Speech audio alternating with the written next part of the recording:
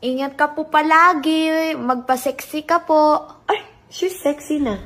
Marian Rivera na-touch sa birthday greeting ng inaanak na si Katie, ang anak ng aktres na si Katrina Halili.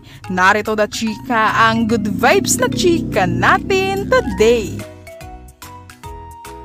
Tuwang-tuwa at naantig ang puso ng kapuso primetime queen na si Marian Rivera matapos makatanggap ng nakakatuwang birthday greeting mula sa kanyang inaanak na si Katie, ang anak ng aktres na si Katrina Halili. Sa pamamagitan ng social media, ibinahagi ni Katrina ang video ng pagbati ni Katie para sa kanyang ninang Marian. Sa ilang bahagi ng mensahe ni Katie para sa kanyang ninang Marian, sinabi nito, "Ingat ka po palagi, magpa-sexy ka po."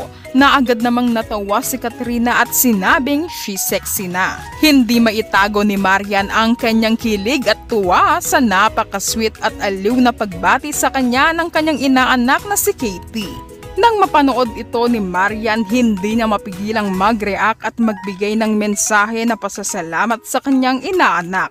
Sabi nito, "Aw, thank you my inaanak," na may emoji na kissing face at pulang puso, na sobrang na-touch si Marian sa kanyang inaanak.